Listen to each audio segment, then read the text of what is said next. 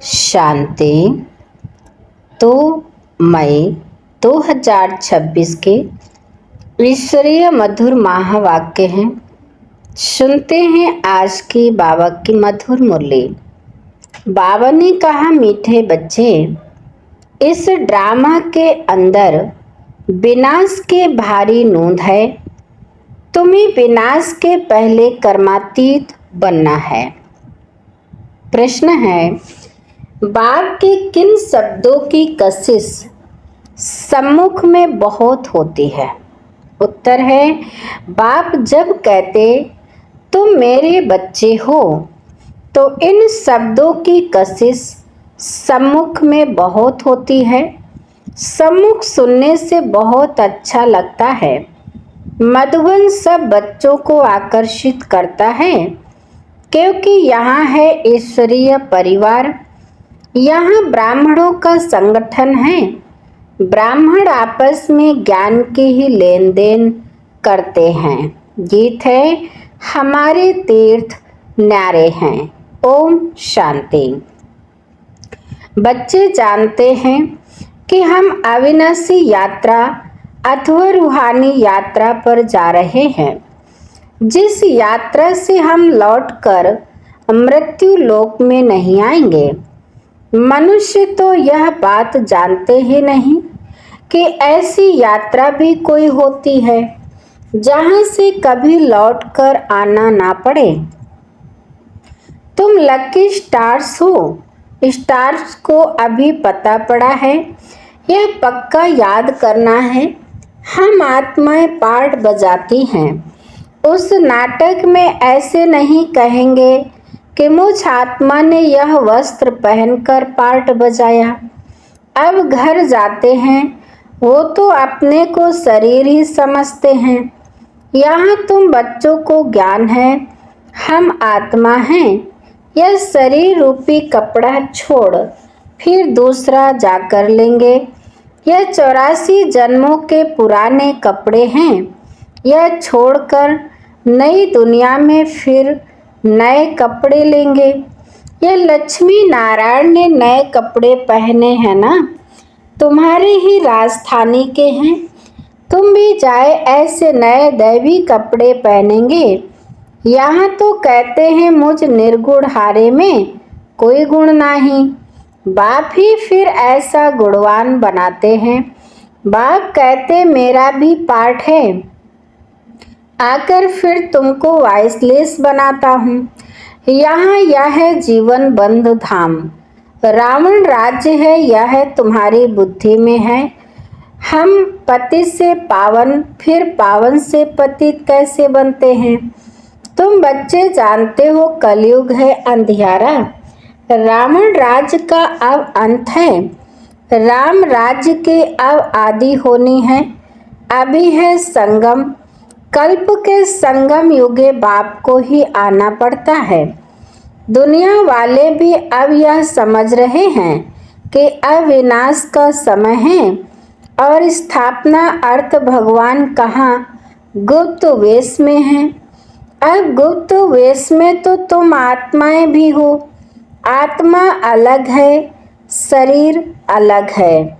यह मनुष्य चोला गुप्त वेश है। बाप को भी इसमें आना है। तुम्हारे शरीर पर नाम पड़ते हैं, उनको तो शरीर है नहीं। तुम भी आत्मा हो, वह भी आत्मा है।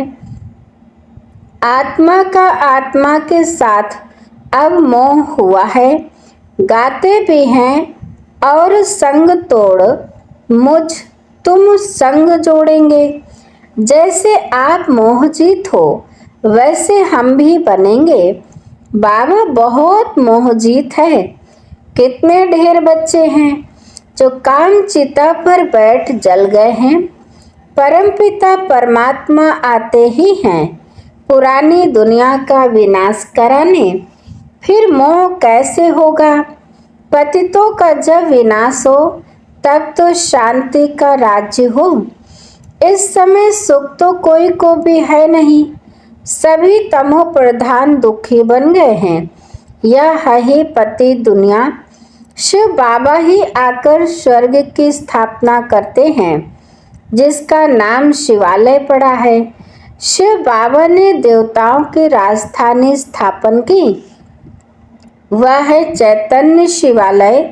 और वह शिवालय जिसमें शिव का चित्र है, वो तो जड़ हो गया। अभी तुम समझ गए हो कि लक्ष्मी नारायण बरोबर स्वर्ग के मालिक थे, पूज्य थे, अब फिर पूज्य बन रहे हैं। तुमको अभी ज्ञान है। तुम लक्ष्मी नारायण के मंदिर में जाकर उनको माथा नहीं टेकेंगे, तुम तो उनकी राजधानी में चैतन्य में जाते हो। जानते हो, हम देवता थे, अब नहीं हैं। जो पास ठोकर गए हैं उनके चित्र बनते हैं। लक्ष्मी नारायण के मंदिर सबसे जास्ती बिड़ला बनाते हैं, तो उनकी भी सर्विस करनी चाहिए।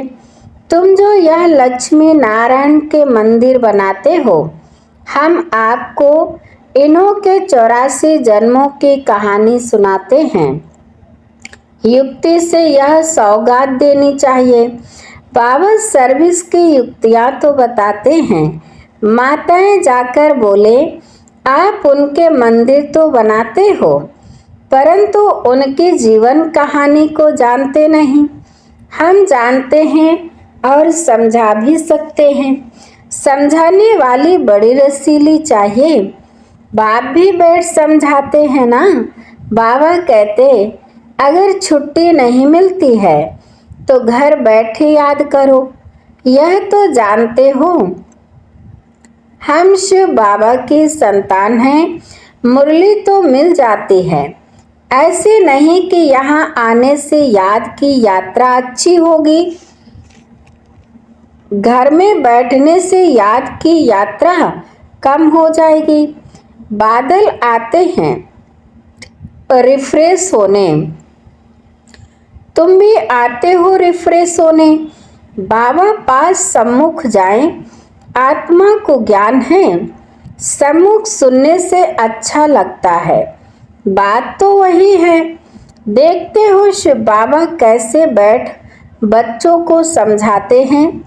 बच्चे तुम मेरे हो, तुमने 84 जन्मों का पाठ बजाया है। तुम जन्म मरण में आते हो, मैं नहीं आता हूँ। मैं पुनर्जन्म नहीं लेता हूँ, अजन्मा भी नहीं हूँ। आता हूँ परंतु बूढ़े तन में प्रवेश करता हूँ। तुम आत्मा छोटे बच्चे के शरीर में प्रवेश करती हो। मैं परमधाम से आता हूँ नीचे पाठ बजाने। मैं विकारी के गर्भ में नहीं आता हूँ। मुझे कहते हो तुम्हें वो माता, जब पिता तुम्हें हो। मेरा कोई भी बाप हो ना सके। मैं सिर्फ शरीर का आधार ले पाठ बजाता हूँ। तुम मुझे बुलाते हो दुख हर कर सुख देने के लिए।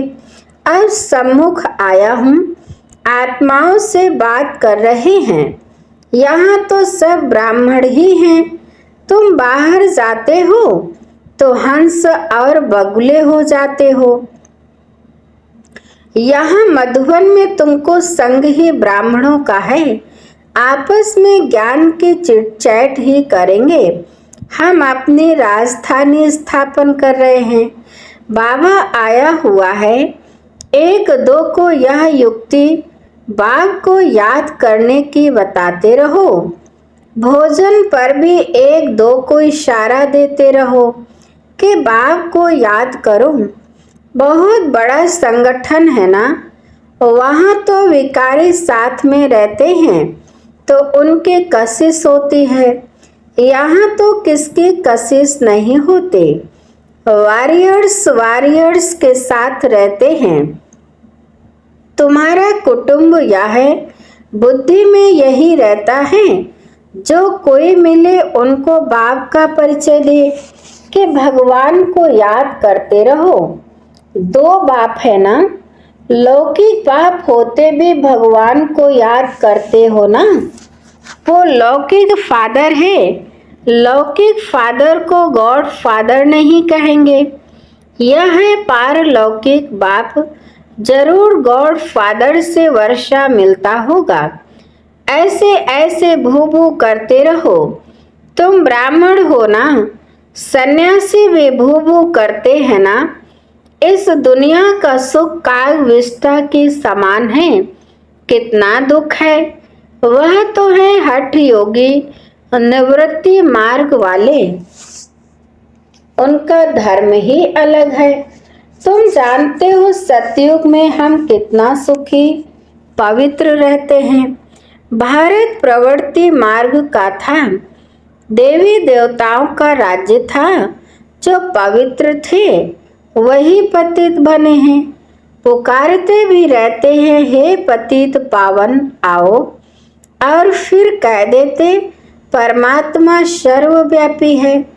हम जाकर ज्योति ज्योत समाएंगे। पुनर्जन्म को भी नहीं मानते हैं। अनेक मत है ना। दिन प्रतिदिन वृद्धि होती रहती है। यह भी बताना है कि सन्यासियों की वृद्धि कैसे होती है। नांगों की भी वृद्धि होती है। जिसका जो धर्म है उसमें ही रहने से फिर अंतमति सो गति हो जाती है। जिसका जो जास्ती अभ्यास करते हैं, जैसे कोई शास्त्र आदि पढ़ते हैं तो अंतमति सो गति, फिर छोटेपन में ही शास्त्र कंठ हो जाते हैं। अभी बाप कहते हैं मैं फलाना हूँ, यह सब देह अभिमान की बातें छोड़ दो। अपने को अशरीरी आत्मा समझो और बाप को याद करो। इस शरीर को देखते हुए भी नहीं देखो। देह सही देह के जो संबंध आदि हैं सबको छोड़ो। अपने को आत्मा निश्चय करो। परमात्मा को याद करो। इसमें टाइम बहुत लगता है। माया याद करने नहीं देती है। नहीं तो वानप्रस्थी के लिए बहुत सहज है। बाप खुद कहते हैं अभी तुम छोटे बड़े सबकी वानप्रस्थ अवस्था है। एक तरफ विनाश भी होता रहेगा, दूसरे तरफ जन्म भी लेते रहेंगे। पुनर्जन्म लेना होगा तो आ जाएंगे। बच्चे भी पैदा होंगे, फिर विनाश भी हो जाएगा। यह तो तुम जानते हो। कोई गर्भ में होंगे, कोई कहाँ, सब खत्म हो जाएंगे। सब अपना हिसाब चुकतू कर वापिस जाएंगे। हिसाब किताब रहा हुआ होगा तो अच्छी रीति सजाए खानी पड़ेंगी, फिर वह भी हल्का हो जाएगा। ऐसे नहीं कि योग में भी रहो और पाप भी करते रहो।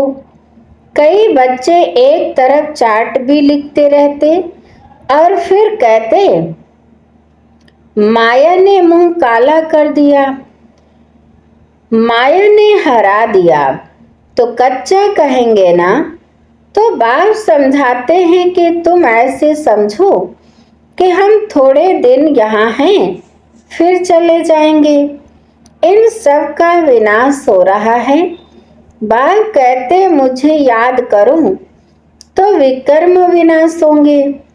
अपना चार्ट देखते रहो। हम कितनों को रास्ता बताते हैं और पुरुषार्थ कराते हैं। तन मन धन से रूहानी सेवा में मददगार बनना पड़े। कहते हैं मन को अमन नहीं कर सकते। आत्मा तो है ही शांत। हम आत्मा अपने परम धाम में जाकर बैठेंगे। कोई दुनिया का संकल्प नहीं आएगा। ऐसे नहीं कि आंखें बंद कर अनकॉन्शियस होना है। ऐसे बहुत सीखते भी हैं। 10-15 दिन अनकॉन्शियस भी हो जाते हैं।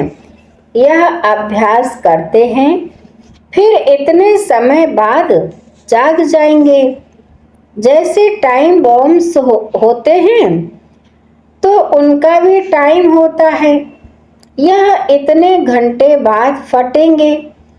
तुम बच्चों को पता है हम योग लगा रहे हैं। जब तमो प्रधान किचड़ा निकलेगा हम सतो प्रधान बन जाएंगे, तो फिर इस शरीर को छोड़ देंगे। हम अभी योग की यात्रा पर हैं। टाइम मिला हुआ है, फिर यह शरीर छोड़ना ही है, फिर सब खत्म हो जाएगा। टाइम नोंधा हुआ है, फिर पिछाड़ी में मच्छरों सदृश शरीर छोड़ेंगे। विनाश होगा, तुम कर्मातीत अवस्था को पाएंगे, फिर विनाश शुरू हो जाएगा। विनाश का बड़ा भारी सीन है। यह ड्रामा में भारी नोंद है। तुम जानते हो हमारी अवस्था एक रस रहेगी, खुशी में सदैव हर्षित रहेंगे। यह दुनिया तो खल्लास सोनी ही है। जानते हैं कल्प कल्प संगम युग होता है, तब विनाश होता है। सिर्फ बॉम्ब्स नहीं, नेचुरल कैलेमिटीज भी मदद करती है। तो बच्चों को यह बुद्धि में रहना चाहिए। अभी हमको जाना है। जितना बाबा को याद करेंगे तो विकर्म विनाश होंगे, ऊंच पद पाएंगे। Charity begins at home. कोशिश करना चाहिए कन्या व जो पियर घर और ससुर घर का उद्धार करे। तो चैरिटी बिगिंस एट होम हुआ ना। सर्विस में लगा रहना चाहिए। बोलो, शिव बाबा कहते हैं मुझे याद करो तो वर्षा मिलेगा।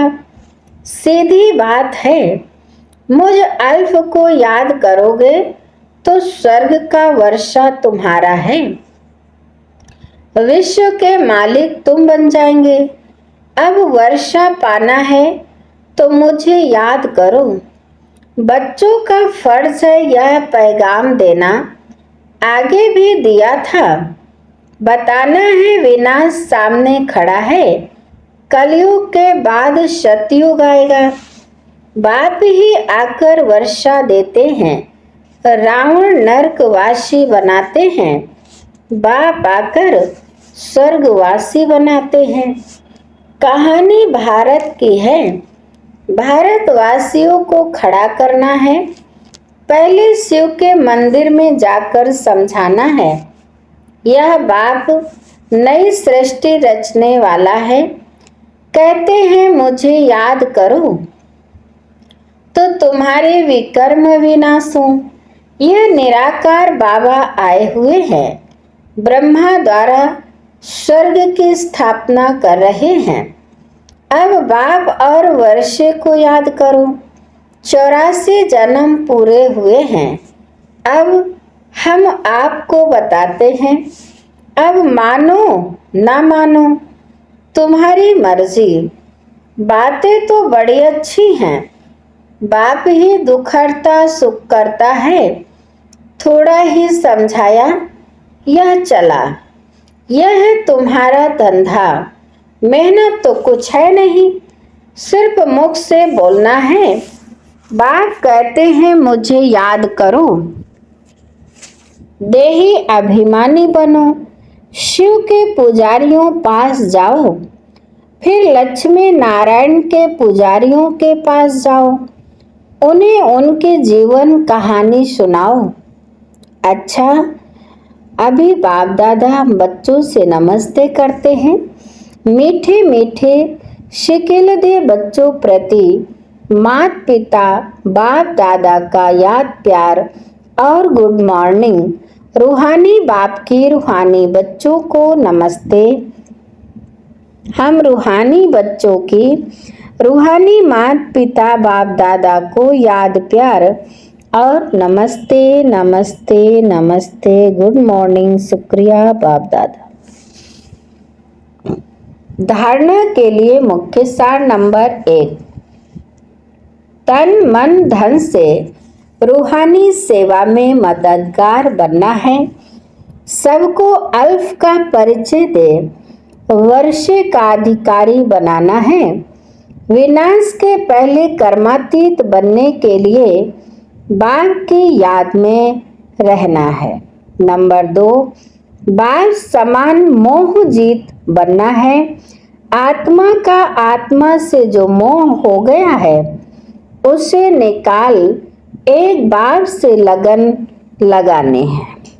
वरदान है, सर्वशक्तिमान के साथ के स्मृति द्वारा समस्याओं को दूर भगाने वाले परमात्मा स्नेही भव। सर्वशक्तिमान के साथ की स्मृति द्वारा समस्याओं को दूर भगाने वाले परमात्मा स्नेही भव। विस्तार है, जो बच्चे परमात्मा स्नेही हैं वे स्नेही को सदा साथ रखते हैं, इसलिए कोई भी समस्या सामने नहीं आती। जिनके साथ स्वयं सर्वशक्तिमान बाप है उनके सामने समस्या ठहर नहीं सकती। समस्या पैदा हो और वहां ही खत्म कर दो तो वृद्धि नहीं होगी। अब समस्याओं का बर्थ कंट्रोल करो। सदा याद रखो कि संपूर्णता को समीप लाना है और समस्याओं को दूर भगाना है। स्लोगन है, प्यारे बनने का पुरुषार्थ नहीं, न्यारे बनने का पुरुषार्थ करो तो प्यारे स्वतः बन जाएंगे। प्यारे बनने का पुरुषार्थ नहीं, न्यारे बनने का पुरुषार्थ करो तो प्यारे स्वतः बन जाएंगे। अच्छा,